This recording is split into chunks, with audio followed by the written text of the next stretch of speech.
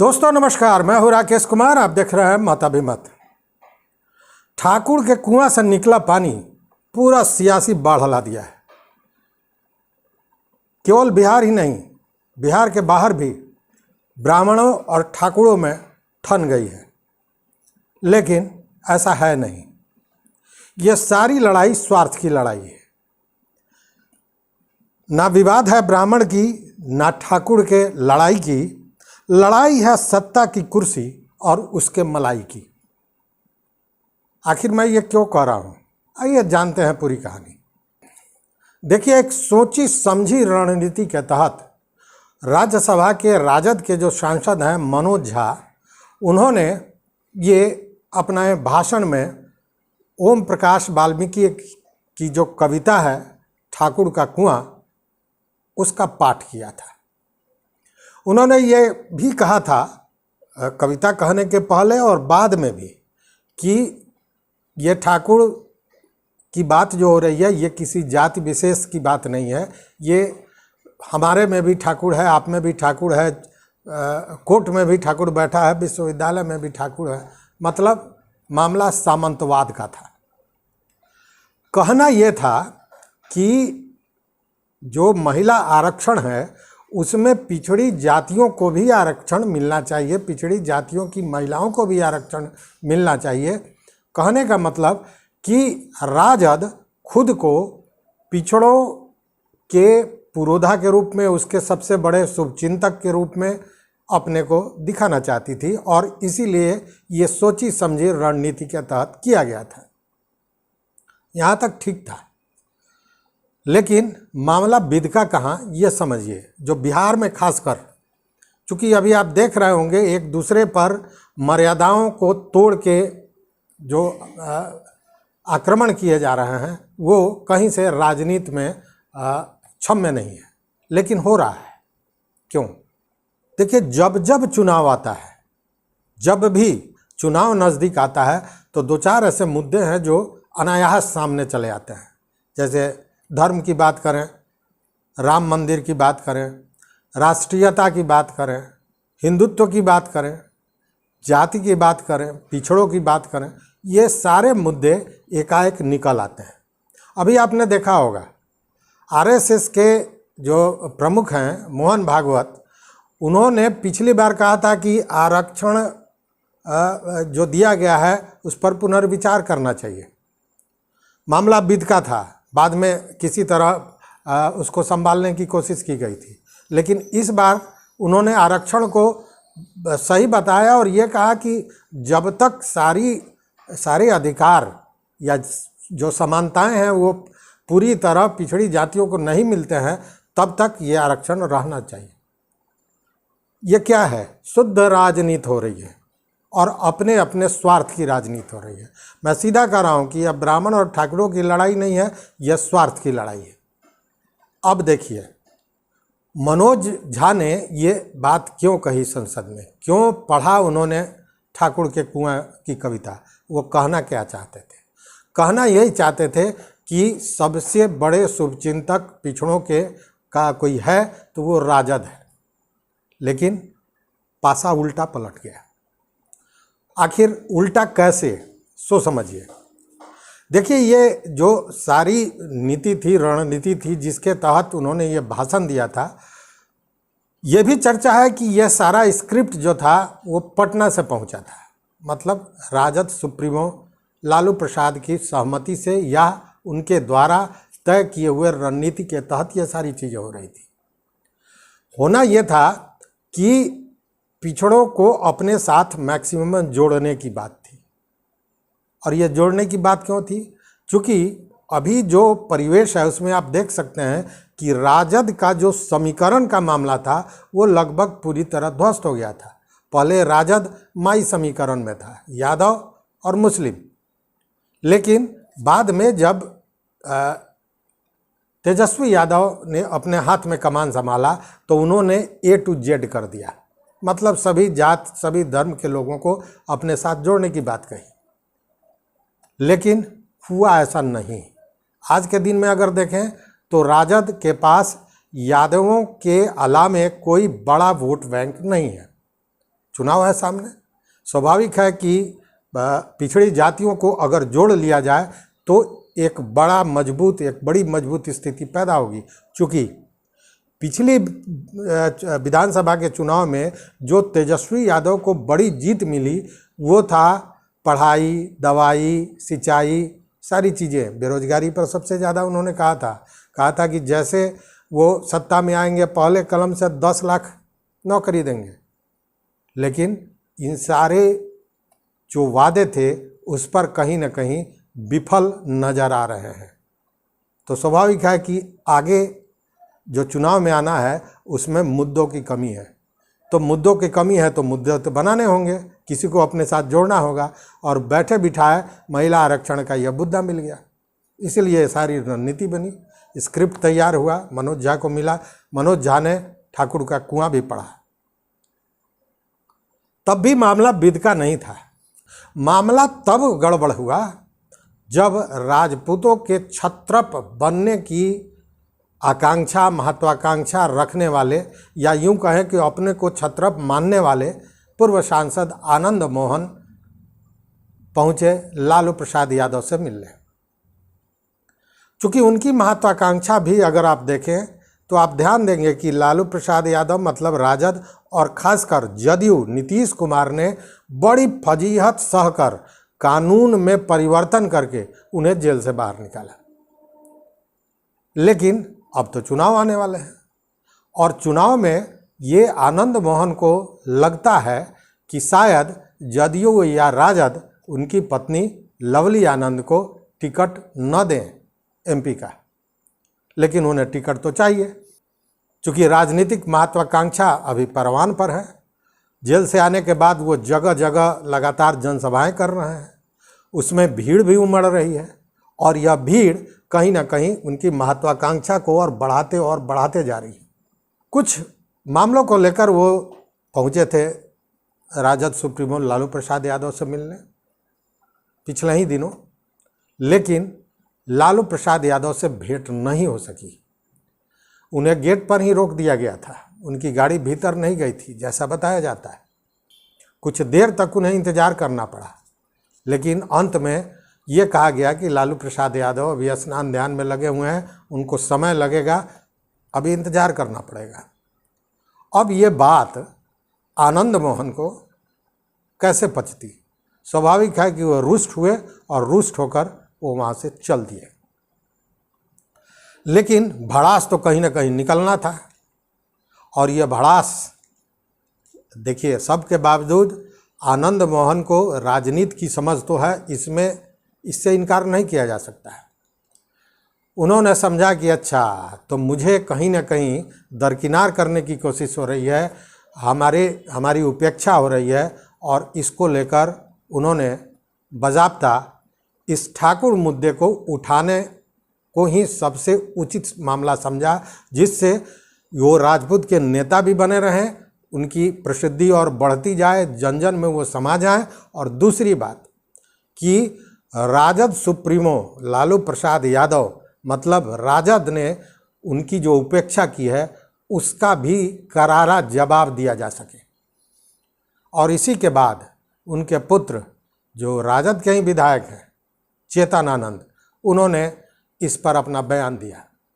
बयान ये दिया कि अगर मैं संसद में होता तो मैं प्रतिकार करता, मैं इसका विरोध करता। मनोज झा ने जो ठाकुरों के बारे में कहा है, मैं संसद में ही धरने पर बैठ जाता। और उसके बाद जब उन्होंने पलीता में आग लगाया तो विस्फोट किया आनंद मोहन ने।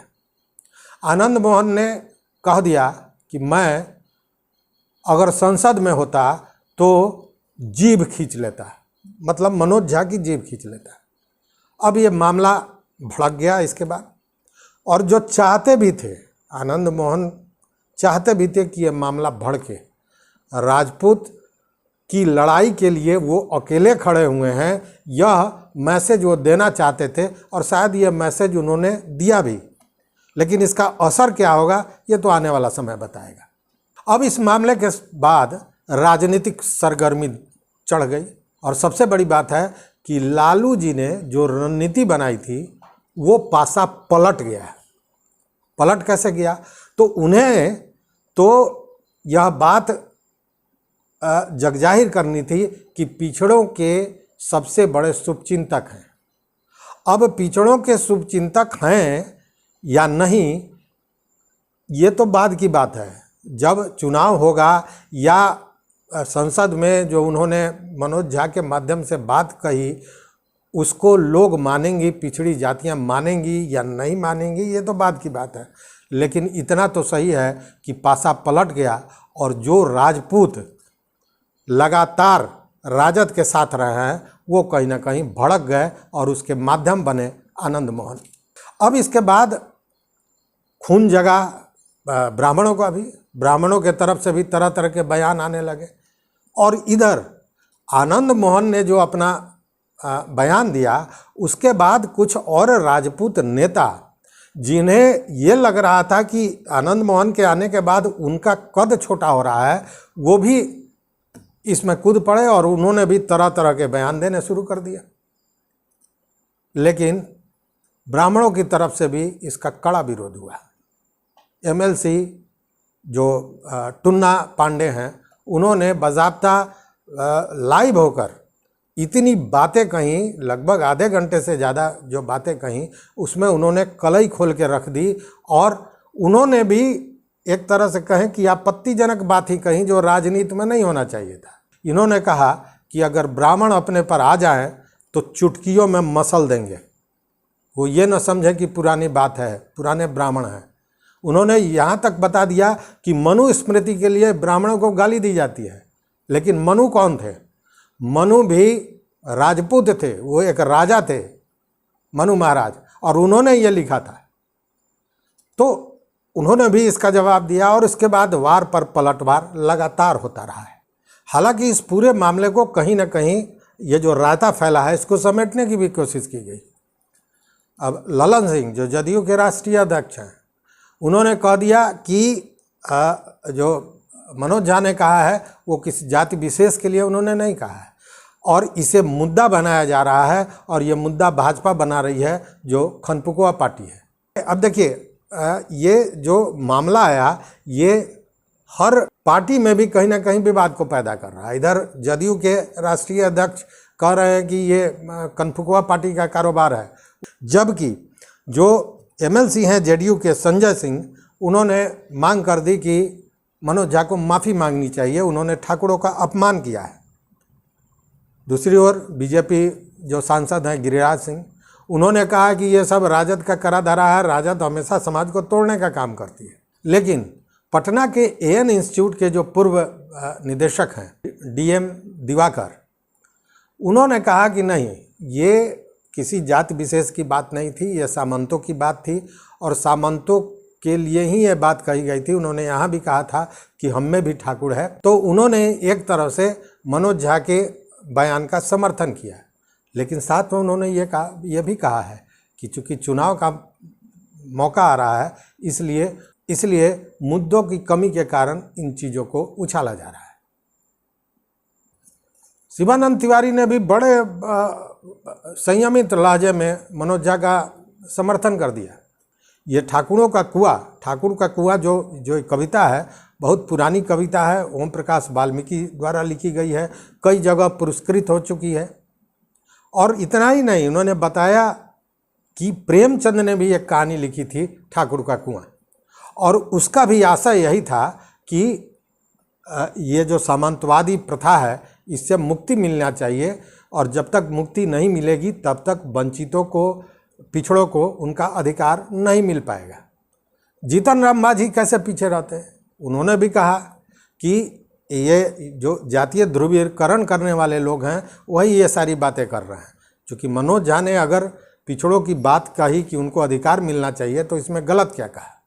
लेकिन इस सब के बावजूद इसमें लेस मात्र भी संशय नहीं होना चाहिए कि राजद ने जो पासा खेला था वो पलट गया, और पिछड़ी जात के शुभचिंतक के रूप में वो प्रतिष्ठित होंगे कि नहीं यह बाद की बात है। लेकिन जो साथ थे राजपूत जाति के लोग, ठाकुर, वो बिछड़ते नजर आने लगे। अब सबसे बड़ी बात थी कि उनको समेटा कैसे जाए, और समेटने का भी प्रयास शुरू हो गया। इसके पीछे जो कारण है उसको भी समझने की ज़रूरत है। देखिए, राजपूत वोटरों की बात करें तो बिहार में 5% है, जबकि भूमिहार 6%। ब्राह्मणों की बात करें तो 3% के लगभग, और कायस्थ 1%।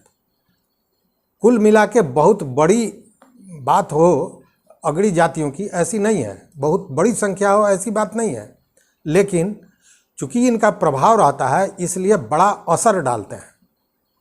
और इसी का यही कारण है कि अगर आप देखें तो पिछड़ी जातियों की पार्टी कहे जाने वाली राजद के राष्ट्रीय अध्यक्ष कौन है? जगतानंद सिंह, जात से राजपूत हैं। और इतना ही नहीं, अभी देखे होंगे उनके पुत्र सुधाकर सिंह जो मंत्री थे, उन्होंने लगातार जदयू पर, या यूँ कहे कि नीतीश कुमार पर लगातार हमला किया। कोई दूसरा रहता तो पता नहीं क्या होता उसके साथ, लेकिन उन पे कोई कार्रवाई तक नहीं हुई। जगता बाबू अपनी जगह पे बने रहे। मतलब कि पिछड़ी जाति की बात करने वाली राजद भी राजपूतों को लगातार समर्थन देती रही है, ऐसा नहीं है कि नहीं दी है। अब आपको याद होगा 2020 में जो चुनाव हुआ था उसमें बिहार से लगभग 28 राजपूत जो प्रत्याशी थे वो जीते थे विधानसभा में, लेकिन मैक्सिमम जो थे वो एनडीए के हिस्से में आ गए थे। अब उनको एकजुट करके अपने साथ लाने की बात तो छोड़ दीजिए, यहाँ तो जो हैं वो बिदक रहे हैं। इसको लेकर राजद कहीं ना कहीं अपनी नई रणनीति बनाने में लग गई है, चूँकि पुरानी रणनीति उसकी तो पलट गई। और इसी के कारण आप देख रहे होंगे कि इस मामले पर 4-5 दिनों के बाद तेजस्वी यादव का आता है बयान। वो कहते हैं कि राजद के पास जितने राजपूत विधायक हैं, जितने विधानसभा में सदस्य हैं, उतने हैं बीजेपी के पास। हालांकि ये पूरी तरह राजनीतिक और भ्रामक बयान उनका था। चूँकि अगर संख्या बल देखेंगे तो ये बात समझ में आएगी, उस पर भी हम आएंगे। लेकिन इस मामले को लेकर तेजस्वी यादव इन दोनों ही चीज़ों को, एक तो पिछड़ों का साथ और दूसरा राजपूतों का साथ न टूटे, इसको लेकर रणनीति की तैयारी हो रही है।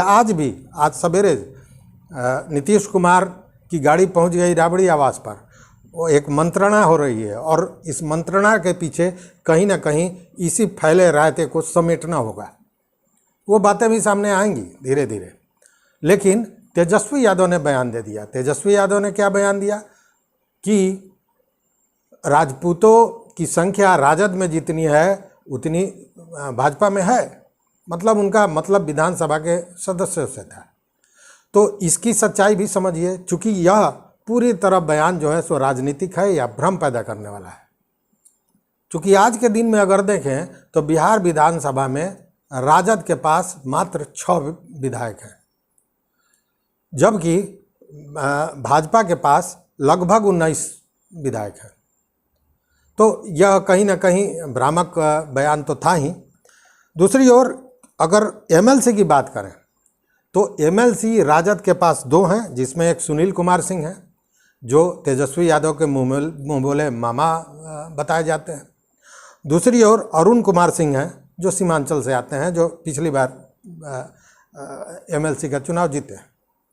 जबकि बीजेपी को देखें तो बीजेपी में 4 लोग हैं, अवधेश नारायण सिंह, निवेदिता सिंह, संतोष सिंह, दिलीप सिंह, ये 4 लोग हैं एमएलसी विधान परिषद में। तो दोनों ही मामले में तेजस्वी यादव की जानकारी या तो कम है या फिर ये एक शुद्ध राजनीतिक बयान था जिसका सत्य से कोई लेना देना नहीं था। अब दूसरे बयान को देखिए। उन्होंने कहा कि अगर महिला आरक्षण में पिछड़ी महिलाओं को आरक्षण नहीं दिया जाता है तो उस स्थिति में वो ईंट से ईंट बजा देंगे। लोकसभा में राजद का एक भी सांसद जीत कर नहीं गया है, राज्यसभा में हैं, और राज्यसभा में 6 सदस्य हैं। 6 सदस्यों में 3 सवर्ण जाति के हैं, जिसमें एक तो मनोज झा है जो उन्होंने ये बयान देकर ये पूरा बवेला मचा दिया। दूसरे हैं अमरेंद्र धारी सिंह और तीसरे हैं प्रेम गुप्ता। हालांकि प्रेम गुप्ता जाति से वैश्य हैं लेकिन हरियाणा के हैं, और हरियाणा में वैश्य को सवर्ण जाति मानी जाती है। इसलिए 3 हो गए सवर्ण जाति के, 2 हो गए जो मुस्लिम समुदाय से हैं, जिसमें अशफाक करीम साहब हैं और मोहम्मद फैसल है, और छठा है पिछड़ा वर्ग का। पिछड़ा वर्ग को उन्होंने जगह दी है, लेकिन बना कौन? मीसा भारती, जो राजद सुप्रीमो लालू प्रसाद यादव की बड़ी बेटी है, उन्हें चुनकर राज्यसभा भेजा गया। वहीं पे अगर आप बिहार की बात करें तो बिहार में राजद के 15 मंत्री बताए जाते हैं, और 15 मंत्रियों में ओबीसी के 10 मंत्री हैं। मतलब पिछड़ों को अगर आंकड़ों की बात की जाए तो कहा जाएगा कि 15 में 10 हमने ओबीसी को दिया, पिछड़ी जातियों को दिया। लेकिन किसको दिया, ये गौर करने वाली बात है। इस 10 में से 7 लोग केवल यादव जाति से हैं। मतलब पिछड़ों में केवल यादव जाति ही है क्या, यह प्रश्न है। और उन 7 के बारे में अगर समझिए तो तेजस्वी यादव, तेज प्रताप यादव, ये दोनों एक ही परिवार के भी हैं। साथ में सुरेंद्र प्रसाद यादव, रामानंद यादव, ललित यादव, चंद्रशेखर यादव, जितेंद्र कुमार राय, ये सभी यादव जाति के मंत्री हैं। वहीं पिछड़ा वर्ग से भी लिया गया है 2 लोगों को, आलोक मेहता को और समीर कुमार महासेठ को। वहीं अति पिछड़ा से अनीता देवी है। अब ये बात मैं क्यों कह रहा हूँ? आप कह रहे हैं कि अगर पिछड़ी जाति की महिलाओं को महिला आरक्षण में सही भागीदारी नहीं मिले, उनको आरक्षण नहीं दिया गया तो ईंट से ईंट बजा देंगे। तो यह तो आरक्षण, महिला आरक्षण के कानून की बात हुई, लेकिन जो चीज़ आपके हाथ में था उसमें भी आप कहीं ना कहीं विफल नजर आए। इसलिए जो मैंने आंकड़े रखे राज्यसभा का, विधानसभा का, इसमें अगर आप चाहते तो जो दलित हैं, जो पिछड़े वर्ग के लोग हैं, उनको आप जगह दे सकते थे, लेकिन आपने ऐसा नहीं किया। तो फिर यह ईंट से छाती पीटने वाली बात जो होती है, ये क्यों की जा रही है? कहने का मतलब कि चुनाव आ रहा है, इसलिए इन सारी चीज़ों को कहीं ना कहीं एक मुद्दा बनाया जा रहा है। मैंने पहले भी कहा था, मैं फिर एक बार कह रहा हूँ, ना विवाद है ब्राह्मण की, ना ठाकुर की है लड़ाई। लड़ाई है सत्ता के कुर्सी और उसके मलाई की। पूरी तरह स्वार्थ की राजनीति है। राजद चुनावी स्वार्थ में लगा है। आनंद मोहन राजपूतों का छत्रप बनकर अपनी पार्टी, जो बातें आ रही हैं लगातार राजनीतिक गलियारों से, अपनी पार्टी बनाना चाहते हैं, और वो बनाएंगे बहुत जल्द, आप देखेंगे। उसी तरह जिन लोगों को अपने जाति का छत्रप बनने की महत्वाकांक्षा है, वो सारे लोग इसमें बयान दे रहे हैं, या फिर वो बयान दे रहे हैं जो कहीं ना कहीं से प्रभावित है। मतलब पूरी तरह स्वार्थ की राजनीति ये चल रही है। ये ब्राह्मणों और ठाकुरों की लड़ाई कहीं से नहीं है। ऐसे में आम आदमी को इन राजनेताओं के, इन राजनीतिज्ञों के मंसूबों को समझना होगा, और इस लड़ाई से, इस जातीय उन्माद से अपने को अलग रखना होगा। क्योंकि अगर हम और आप इस जातीय उन्माद के भागीदारी बनते हैं तो शायद इन नेताओं की जो ये कुत्सित महत्वाकांक्षा है, ये पूरी होगी, चाहे वो कोई भी हो, कोई भी दल हो। तो बस इस वीडियो में इतना ही। हमने जो समीक्षा की शायद आपको पसंद आया होगा। अगर आपको पसंद आए तो निश्चित रूप से हमारे चैनल को सब्सक्राइब कर लीजिए। घंटी जैसी जो आकृति है उसको दबा दीजिए, ताकि हम जो वीडियो बनावें वो आप तक पहुंचे। और कुछ और कहना चाहते हैं, अपना मत देना चाहते हैं, तो निश्चित रूप से हमारे कमेंट बॉक्स में आइए और अपनी बात ज़रूर बताइए। आपका स्वागत है। तो देखते रहिए मत अभिमत। बहुत बहुत धन्यवाद। कोटिशः आभार।